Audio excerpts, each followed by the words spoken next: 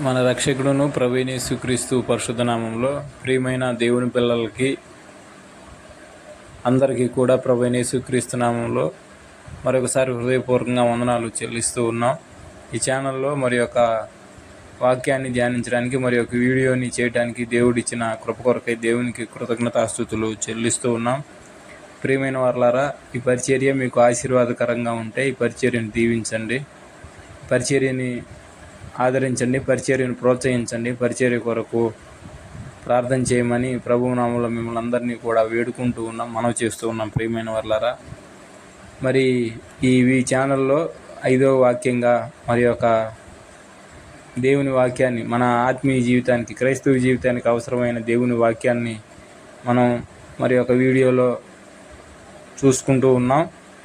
అయితే ఈరోజు మనం చెప్పుకోబోయే వాక్యం అంశం అటు ఆత్మీయ జీవితంలోనేమి ఇటు భౌతిక జీవితంలోనేమి అన్నీ ఇటు రెండు జీవితాల్లో ఎంతో విలువైనదిగా మనం చూస్తూ ఉన్నాం ప్రియమైన వారు. కాబట్టి ఈ వాక్యం మీరు పూర్తిగా వినండి, అదే సమయంలో అందరికీ షేర్ చేయమని మిమ్మల్ని హృదయపూర్వకంగా మనవి చేస్తూ ఉన్నాం.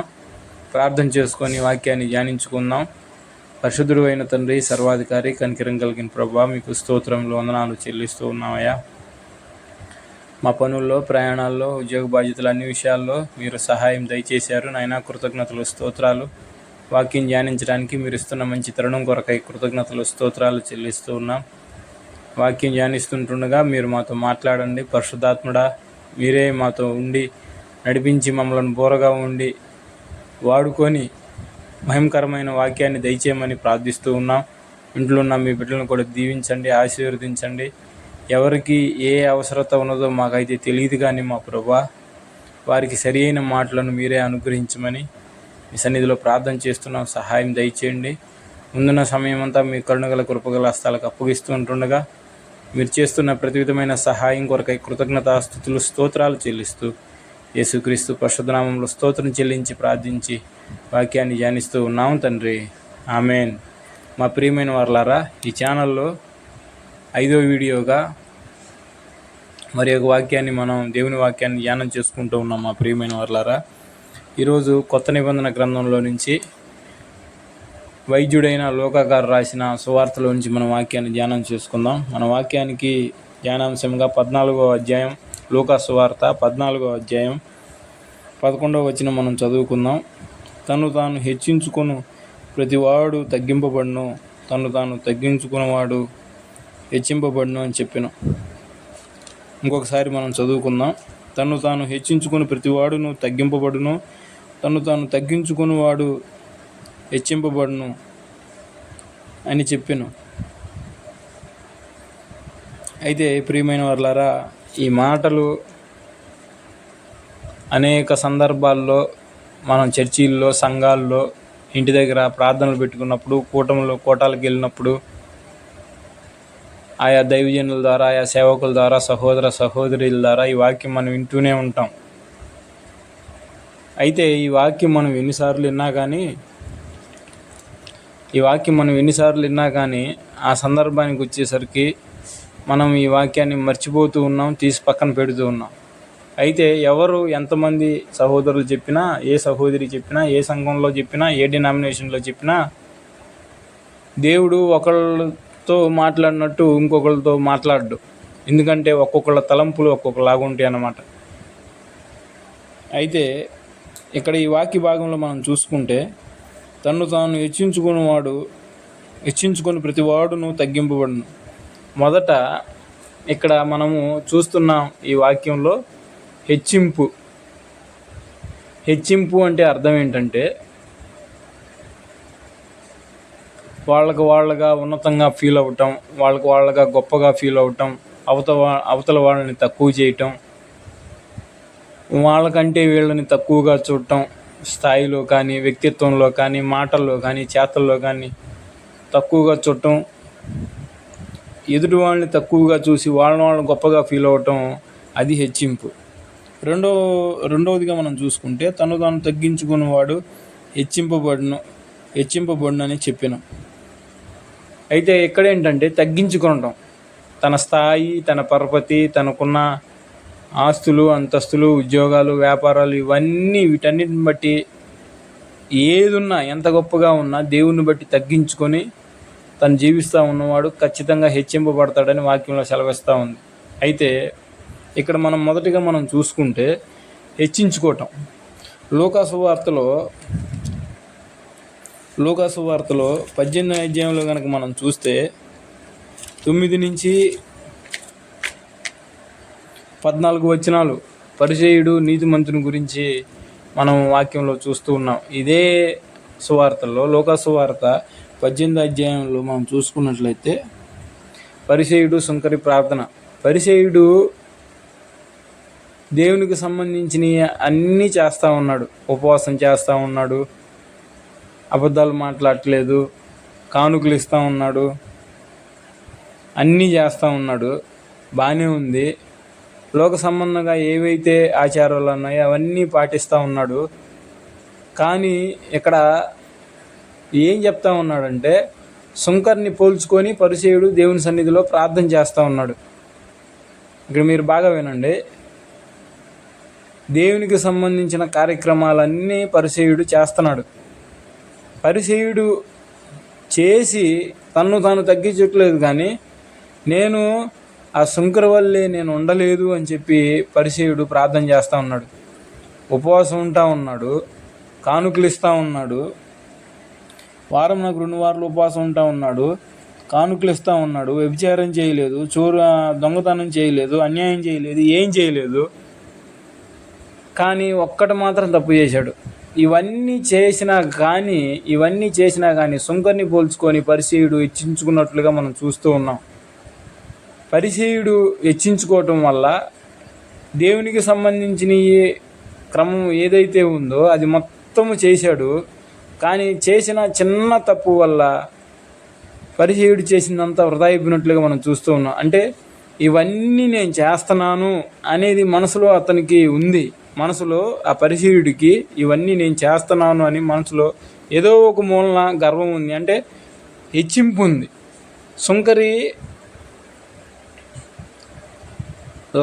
సుంకరిలాగా నేను ఉండట్లేదు అని చెప్పి పరిసయ్యుడు తను తాను దేవుని ఎదుట కనపరుచుకుంటూ ఉన్నాడు.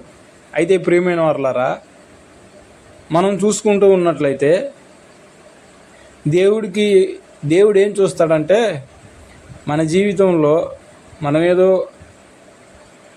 ఒక 1,00,000 రూపాయలు ఇచ్చామనో, లేదా ఒక 10 లక్షలు ఇచ్చామనో, లేదా ఒక 50 లక్షలు, లేదా 1,00,00,000 రూపాయలు దేవుని మందిరానికి ఇచ్చామనో, లేదు ఒక 100 మందికి అన్నదానం చేసామనో, లేదు ఒక 100 మందికి బట్టలు ఇచ్చామనో, ఇవేవి దేవుడు చూడ్డు. దేవుడు మొదట చూసేది మన వ్యక్తిత్వాన్ని, మన గుణగణాలని, మన క్యారెక్టర్ని, మన నీతిని, మన యథార్థతను, దేవుని పట్ల మనకున్న సంబంధాన్ని, అదే సమయంలో ఆయన యొక్క గుణగణాలని ఈ లోకంలో మనం ఎలాగున తీసుకొని మనం ఎలాగున ఆయన స్వారూప్యంలోనికి మార్చబడుతూ ఎలాగ ముందుకు సాగుతున్నాము దేవుడు ఇవన్నీ చూస్తాడు. ఈ ఉద్యోగాలు, శాలరీలు, పొలం పని, కూలి పని, మనకున్న ఆస్తులు, అంతస్తులు, బంగారాలు, వెండి ఇవన్నీ రెండో ఆప్షను. ఎందుకంటే ఈ లోకంలో మనము ముందుకు సాగుతూ ఉన్నప్పుడు ఇవి వచ్చేవన్నీ మనం పుట్టిన తర్వాత, మనం పెరిగి పెద్ద అయిన తర్వాత మన జీవితంలో ఒక్కొక్కటి దేవుడు ఇస్తూ ఉంటే మన వెనకిడితే ఒక్కొక్కటి వస్తూ ఉంటాయి. వీటిని బట్టి మానవులు ఏంటంటే హెచ్చించుకోవటం మొదలు పెడతా ఉన్నారు, గర్వంతో మొదలు పెడతా ఉన్నారు, గర్వాన్ని చూపిస్తూ ఉన్నారు. మనము క్రైస్తవ సంఘ పరంగా మనం మాట్లాడుకుంటే ఈరోజు సంఘాల్లో ఎట్లా ఉంది అంటే రక్షింపబడి కొంతకాలం కొద్దిగా సంఘంలో పరిచర్య చేసి కొంచెం కృపావరాలు పొందుకున్న తర్వాత కొద్దిగా పాడటం ప్రారంభించిన తర్వాత, కొద్దిగా ఆ మందిరంలో గుర్తింపు వచ్చిన తర్వాత, లేదా కొద్దిగా వాక్యం ప్రకటించడానికి దేవుడు అవకాశం ఇచ్చిన తర్వాత కొంతమంది సహోదరీలు తనకంటే కిందున్న వారిని తక్కువగా చూస్తూ ఉన్నారు. ప్రియులారా, ఇది కరెక్ట్ కాదు, ఇది మంచిది కాదు. ఎందుకంటే ఒక విశ్వాసి, ఒక సహోదరుడు లేదా ఒక సహోదరి వాడబడుతూ ఉన్నాడంటే అది కేవలం దేవుని కృప మాత్రమే. ఒక వరం మనకి ఇవ్వబడింది, పరిచర్య చేసే వరం కానీ, బాత్రూమ్లు కడిగే వరం కానీ, పాటలు పాడే వరం కానీ, వాక్యం చెప్పే వరం కానీ, ఇవన్నీ వరాలు ఆత్మీయంగా మనకి ఇవ్వబడి అంటే అది మనమేదో గొప్పవాళ్ళమని, మన స్వరం ఏదో బాగుందని, మన వాక్యం చెప్తే ఒక 100 మంది, 1000 మంది, 20,000 మంది, 30,000 మంది వస్తున్నారు అని కాదు. కానీ దేవుడు కేవలం ఉచితమైన కృప ద్వారాగా మాత్రమే మనకు ఆత్మీయ వరాలను ఇచ్చాడు. ప్రియమైన వరాలారా, ఏ అయితే 13 వరాలు ఉన్నాయో ఆ వరాలన్నీ దేవుడు మనకి ఉచితంగా దేవుడు మనకు అనుగ్రహించినవే. అయితే ఈనాడు సంఘాల్లో ఏం జరుగుతుందంటే కొంత స్థాయిలోనికి వెళ్ళిన తర్వాత వాళ్ళ సొంతంగా వాళ్ళ ఆలోచనల ప్రకారం కొంత సంఘాలను విడదీయటం, కొంత బలపడిన తర్వాత సంఘాలని లో నుంచి విశ్వాసుల్ని వేరే సంఘాల్లోకి తీసుకెళ్ళటం ఇలా జరుగుతుంది. ప్రియమైన వాళ్ళారా, అలా ఉండకూడదు. ఎందుకంటే పరలోకంలో దేవుడు ఒకప్పుడు అపవాదిని పాటలు పాడేవానిగా, తన పక్కన సితారాలు వాయించేవాడిగా అపవాదిని ఉంచుకుంటే అపవాది మనసులో చిన్నపాటి గర్వం కలిగింది. నేను బాగా పాటలు పాడుతున్నాను కదా, బాగా వాయిద్యాలు వాయిస్తున్నాను కదా, దేవుడు నాకంటే కొద్దిగా ఎక్కువ, దేవుడి కంటే నేను కొద్దిగా తక్కువ కదా, నేనే కొంచెం ఉంటే దేవుడి కంటే ఎక్కువగా ఉండొచ్చు కదా అని మనసులో అనుకున్నాడు. మనసులో అనుకున్నది దేవుడు కనిపెట్టాడు. దేవుడు కనిపెట్టడం వలన అపవాది అక్కడి నుంచి కిందకి పడదొయ్యినట్టుగా మనం చూస్తూ ఉన్నాం. ఆత్మీయ గర్వం మన జీవితంలో ఎప్పుడైతే వస్తుందో దేవుడు అప్పుడు మనల్ని వాడుకోవటం ఆపుతూ ఉంటాడు.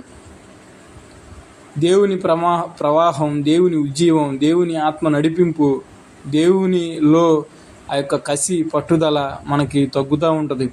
ప్రియులారా, ఎదుటి వ్యక్తికి, సంఘంలో ఉన్న వారికి అర్థం కాకపోయినా ఆ ఉన్న విశ్వాసికి లేదా సహోదర సహోదరికి, ఆత్మతో నడిచే సహోదర సహోదరికి ఆ విషయం అర్థమవుతూ ఉంటుంది. ప్రియమైన వారలారా, కనుక ప్రియమైన వారలారా, మనము ఆత్మీయంగా వర్ధిల్లినప్పుడు మనము హెచ్చించుకోకూడదు. ప్రియమైన వాళ్ళ ఒకవేళ హెచ్చించుకున్నాము అంటే మనము శోధనలో పడినట్టే అని అర్థం. శోధన గర్భం ధరించి పాపం కన్ను, దురాశ గర్భం ధరించి పాపం కన్ను అని వాక్యంలో ఉంది కదా.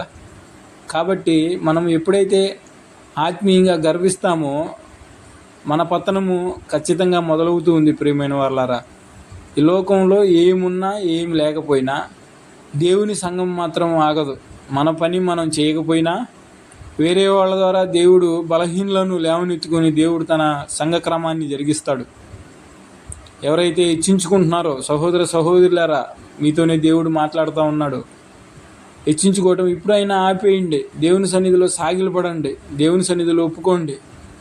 మంచి మంచి వరాలు దేవుడు ఇచ్చినప్పుడు దాన్ని సంఘం కొరకు ఉపయోగించండి. దాన్ని సంఘం కొరకు వాడండి. సంఘం బలపడటానికి ఆ యొక్క వరాలను, ఆ వాయిద్యాలు వాయించడం ఏమి, కీప్యాడ్ ఏమి, తబలాలేమి, పాటలేమి, ఒకవేళ పరిచర్య అయితే ఏ పరిచర్య అయితే దేవుడు మీకు అనుగ్రహించాడో ఆ పరిచర్యలన్నీ కూడా దేవుని క్రమంలో, దేవుని సంఘంలో అప్పగించుకొని మీరు ఆ పరిచర్య చేసినప్పుడు దేవుడు ఉన్న చోటనే క్రమక్రమంగా 30 60 అక్కడే ఆత్మీయంగా వర్ధిల్ల చేస్తాడు. ప్రియమైన వాళ్ళారా, మనము హెచ్చించుకోవడానికి మనలో ఏముంది చెప్పండి? ఒకప్పుడు దేవుడు లేని వారం, ఒకప్పుడు దేవుడు ఎరగని వారం. అట్లాంటిది మనము హెచ్చించుకోవడానికి ఏముంది? మనలో ఏమీ లేదు. కేవలం ఆయన కృపచేత రక్షింపబడి మనం దేవుని సంఘంలో చేరాం, ఆత్మీయంగా బలపడుతూ ఉన్నాం, ముందుకు కొనసాగుతూ ఉన్నాం. ప్రియమైన వాళ్ళారా, కాబట్టి మనంగా తగ్గించుకుందాం, దేవుని సన్నిధిలో నిలబెడదాం, ఇంకనూ దేవుని సన్నిధిలో ముందుకు సాగుదాం. ఇంకొక రెండవ పాయింట్ ఏంటంటే, భౌతికంగా మనం ఆలోచిస్తే సామెతల గ్రంథంలో ఒక మాట ఉంది కదా. ఆ మాట ఏంటంటే, ఒక మాట మనం చూసుకుందాం. చూడండి, సామెతల గ్రంథం 16వ అధ్యాయం 18వ వచనం. నాశనకు ముందు గర్వం నడుచును, పడిపోవుటకు ముందు అహంకారమైన మనసు నడుచును. ఒక వ్యక్తి హృదయంలో గర్వం వచ్చింది అంటే ఖచ్చితంగా హెచ్చించుకుంటాడు.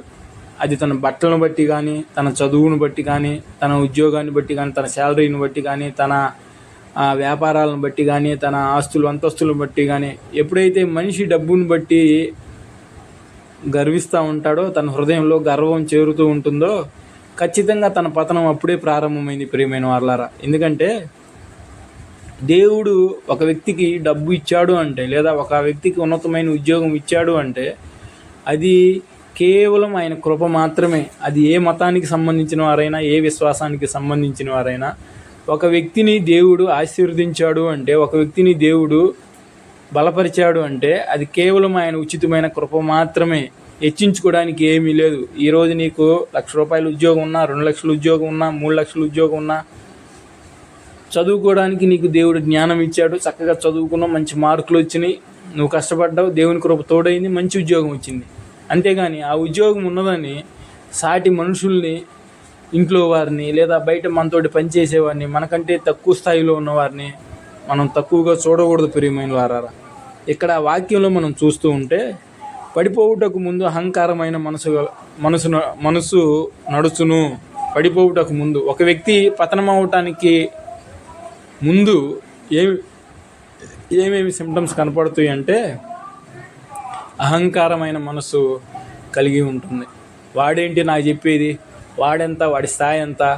కొంతమంది మనం చూస్తూ ఉంటే మంచి మంచి బిజినెస్ మ్యాగ్నెట్లు, మంచి మంచి ఉద్యోగస్తులు, పై స్థాయిలో ఉన్నవాళ్ళు కింద ఉన్న డ్రైవర్లని, ఇంట్లో పనిచేసే వాళ్ళని, వాళ్ళ కింద చేసేవాళ్ళని తక్కువగా చూస్తారు.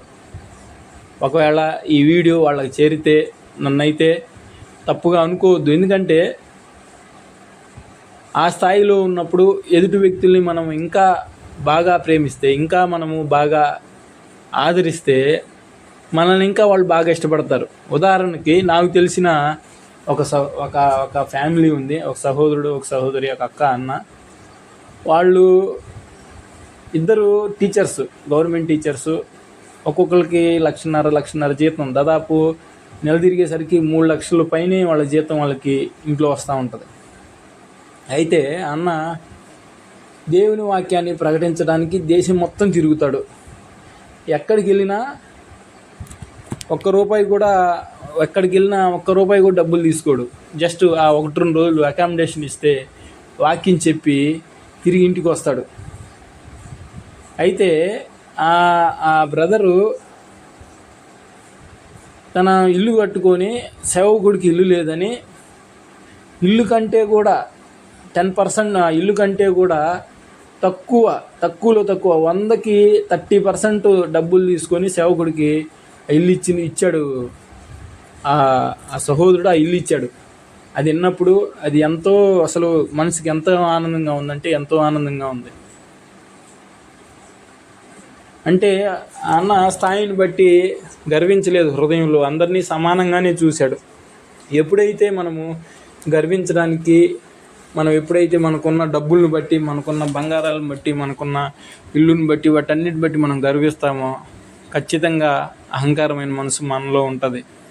అహంకారమైన మనసు గల వారిని ఎవ్వరూ కూడా ఇష్టపడరు. సహోదరుడా, సహోదరి, చూడండి, మనం ఒకవేళ గర్వంగా మాట్లాడితే మనం కొంచెం దూరం మన నుంచి వెళ్ళిపోయిన తర్వాత మనల్ని తప్పుగా వాళ్ళు అనుకుంటారు. వాడు అంతేరా, వాడు కళ్ళు నెత్తికెక్కినీరా, కొంచెం డబ్బులు సంపాదించగానే అని అనుకుంటారు. మనం డబ్బులు సంపాదించకపోయినా మనం ఎప్పుడూ కూడా ఒకేలాగా ఉండాలి. డబ్బులు ఉన్నప్పుడు ఒకేలాగా ఉండాలి, డబ్బులు లేనప్పుడు ఒకేలాగా ఉండాలి. నాశనముకు ముందు గర్వం నడుచును. మనం ఎప్పుడైతే గర్విస్తామో మన పతనం మొదలైనట్టే. దేవుని బిడ్డలారా, ఒకసారి మీరందరూ కూడా వినండి. ఒకసారి మీరందరూ కూడా ఆలోచన చేసుకోండి. మనంగా తగ్గించుకుందాం. మనకున్న సంపాదన ఏదైనా సరే, లక్షలైనా, కోట్లైనా, బిజినెస్లైనా, ఉద్యోగాలైనా, స్థలాలైనా, ఏదైనా గర్వించడానికి ఏది లేదు ప్రియమైన వాళ్ళారా. ఎందుకంటే మనకు కోట్లు ఉన్నాయి, మనకు ఆరోగ్యం లేదు. ఆ కోట్లు ఏం చేసుకోగలుగుతాం మనం? దేవుడు ఆరోగ్యం ఇస్తేనే కదా, దేవుడు కృప ఇస్తేనే కదా. ఒక ముద్ద మనం తినాలి అంటే, కోట్లు సంపాదించిన ఒక ముద్ద మనం తినాలి అంటే మంచిగా ఆరోగ్యం ఉండి, దేవుని కృప, దేవుని వాత్సల్యం, దేవుని కాపుదల ఉంటేనే కదా. కాబట్టి మనకున్న వేటిని బట్టి మనం గర్వించొద్దు. డబ్బు కానీ, ఉద్యోగం కానీ, వేటిని బట్టి కూడా మనం గర్వించకూడదు. ప్రియమైన వారలారా, దేవుని బిడ్డలారా, ఒకసారి మీరందరూ వినండి, ఆలోచన చేయండి. మనంగా తగ్గించుకుందాం. అన్ని విషయాల్లో తగ్గించుకుందాం. ఆస్తిపాస్తుల్లో, చదువుల్లో, అన్ని విషయాల్లో మనం తగ్గించుకుందాం. ఇంకా మనం చూసుకుంటే అత్తాకోడల మధ్య కూడా తగాదల సందర్భంలో కూడా ఈ విషయాన్ని మనం మాట్లాడుకోవచ్చు. అత్త తగ్గదు, కోడలు తగ్గకనే ఈరోజు సంసారాల్లో ఇంత గందరగోళ పరిస్థితి, విడాకులు తీసుకున్న పరిస్థితి, ఇబ్బందికరమైన పరిస్థితి జరుగుతుంది. ఒకళ్ళైనా తగ్గితే, ఒకళ్ళైనా ఓర్చుకుంటే కాపురాలు నిలబడతాయి కదా. ఒకళ్ళైనా ఓర్చుకుంటే కాపురాలు నిలబడతాయి కదా. కాపురాలు కోర్టు దాకా వెళ్ళవు కదా, విడాకుల దాకా వెళ్ళవు కదా. దేవుని బిడ్డలారా మీరందరూ జ్ఞాపకం చేసుకోనండి. దేవుని బిడ్డలారా మీరందరూ వినమని ప్రభునామంలో మనవి చేస్తున్నాం. మనంగా తగ్గించుకుందాం. ప్రతి సందర్భంలో తగ్గించుకోవడం వల్ల మనం నష్టపోయేది ఏమీ లేదు, కానీ దేవుని ద్వారా దేవుని ఆశీర్వాదం పొందుతాం. పరిసయ్యుడు హెచ్చించుకున్నాడు, సుంకరి హెచ్చించుకోలేదు, రొమ్ము కొట్టుకున్నాడు. దేవా, ఈ పాపినైనా సుంకరిని క్షమించమని దేవుడు అడిగాడు. దేవుడు సుంకరి ప్రార్థన విన్నాడు, పరిసయ్యుడి ప్రార్థన వినలేదు. సుంకరి ప్రార్థన విని అంగీకరించినట్లుగా మనం వాక్యంలో చూస్తూ ఉన్నాం. కాబట్టి మనంగా తగ్గించుకొని దేవుని నామ మహిమార్థం కొరకు ఈ లోకంలో జీవిద్దాం. అన్ని చోట్ల మనం ఎప్పుడైతే తగ్గించుకుంటామో మనల్ని అందరి చేత ప్రేమించబడతాం, అందరి చేత ఇష్టపడబడతాం. ఎప్పుడైతే ఒక వ్యక్తి డౌన్ టు ఎర్త్ ఉంటాడో ఆ వ్యక్తిని అందరూ ఇష్టపడతారు. కాబట్టి ప్రియమైన వారులారా, మనము మన విశ్వాస జీవితంలోని, భౌతిక జీవితంలోనేమి, ఉద్యోగం చేసే దగ్గరేమి, సంఘాల్లోనేమి, ఇంట్లోనేమి, ప్రతి సందర్భంలో, ప్రతి విషయంలో, అన్ని విషయాల్లో తగ్గించుకొని దేవుని నామ మహిమార్థం కొరకు మనమందరం కూడా జీవిద్దాం. అందరికీ వందనాలు. ప్రార్థన చేసుకుందాం. పరిశుద్ధుడా, స్తోత్రార్హుడా, మీకు వందనాలు, స్తోత్రాలు చెల్లిస్తూ ఉన్నాం. అయ్యా మా ప్రభువా, మా దేవా, మరి వాక్యం నాయన చెప్పడానికి కృపను దయచేశారు. స్తోత్రాలు. అయ్యా, పరిసయ్యుడైతే అన్నీ చేశాడు నాయన. మేమైతే ప్రభువా, మా దేవా, పరిసయ్యుడు అన్నీ చేశాడు, కానీ అయ్యా మీరు ప్రార్థన వినలేదు, మీ ప్రార్థన ఆయన సన్నిధికి రాలేదు. కానీ సుంకరితో పోల్చుకొని పరిసయ్యుడు హెచ్చించుకోవటం వల్ల ఆయన పరిసయ్యుడు మీ నుంచి దూరం అయినట్లుగా మేము చూస్తూ ఉన్నాం. మా జీవితాలు, మా అంతరంగాలు, మా యొక్క మనసులు, అయా మా యొక్క భవిష్యత్తు సమస్తము మా ప్రభ మమ్మల్ని మేము మీకు సమర్పించుకొని తగ్గించుకొని మా జీవితాల్లో ముందుకు సాగే కృపను అనుగ్రహించండి. మా సంఘాల్లో, ఇళ్లల్లో, ఉద్యోగాలు చేసే దగ్గర, వ్యాపారాలు చేసే దగ్గర, పొలం పనుల్లో, అయా బంధాల్లో, అత్త కోడల సంబంధాల్లో, తండ్రి కొడుకుల సంబంధాల్లో, అన్ని విషయాల్లో ప్రతి ఒక్కళ్ళు ఎప్పటికప్పుడు తగ్గించుకుంటూ కుటుంబాలను, బంధాలను కాపాడుకుంటూ చక్కగా ముందుకు సాగడానికి సహాయం దయచేయండి. ఎండలు ఎక్కువైనాయి మా ప్రభా. మరి వృద్ధాప్యంలో ఉన్న వారి కొరకై ప్రార్థన చేస్తున్నా. మంచి ఆరోగ్యాలను దయచేయండి. స్తోత్రాలు. అదే సమయంలో మా ప్రభా, మరి సోమవారం నుంచి 10th క్లాస్ ఎగ్జామ్స్ జరగాలి. ఎగ్జామ్స్ జరగడానికి కూడా కృపను దయచేయండి. బిడ్డలందరూ చక్కగా చదువుకోవడానికి సహాయం దయచేయండి. బుద్ధి, జ్ఞానం, సర్వసంపద మీ ఎందుకు గుప్తులని సెలవు ఇచ్చారు కదా ప్రభా. మీరే కృపను అనుగ్రహించండి, సహాయం దయచేయండి. బిడ్డలు చక్కగా ఎగ్జామ్స్ రాయడానికి కృపను దయచేయండి. నాయన ఎండాకాలం అంతట్లో కూడా ప్రతి ఒక్క బిడ్డను నాయన ఎండవేడి నుంచి తప్పించండి, అస్వస్థత నుంచి దూరపరచండి, మంచి ఆరోగ్యాలను అనుగ్రహించండి. అన్ని విషయాల్లో తోడుగా ఉండండి. మమ్మల్ని మేము తగ్గించుకుంటూ అయా మీరు ఇచ్చే ఆశీర్వాదాలకి పాత్రులుగా ఉంటూ నమ్మకంగా ముందుకు సాగే కృపను అనుగ్రహించమని, సహాయం ఇచ్చి నడిపించమని స్తోత్రాలు చెల్లిస్తూ యేసుక్రీస్తు పరిశుద్ధ నామములో స్తోత్రం చెల్లించి ప్రార్థించి అడిగి వేడుకుంటున్నాం తండ్రి. ఆమెన్. ప్రియమైన వారలారా, ఈ పరిచర్య మీకు దీవెనకరంగా, ఆశీర్వాదకరంగా ఉంటే పరిచర్యలని ప్రోత్సహించండి, సబ్స్క్రైబ్ చేయండి, కామెంట్ చేయండి. ఇంకా ఈ పరిచర్యలో ఎలాంటి విషయాలను, దేవునికి సంబంధించిన ఎలాంటి విషయాలను, క్రైస్తవానికి సంబంధించిన ఎలాంటి విషయాలను చెప్పొచ్చో మీ కామెంట్ రూపంలో తెలియచేయండి. పరిచర్యను ప్రోత్సహించండి, లైక్ చేయండి, సబ్స్క్రైబ్ చేయండి. మీ ఫ్రెండ్స్కి, మీ అందరికీ కూడా షేర్ చేయమని ప్రభునామంలో మేమందరం కూడా హృదయపూర్వకంగా మనవి చేసుకుంటూ ఉన్నాం. అందరికీ వందనాలు.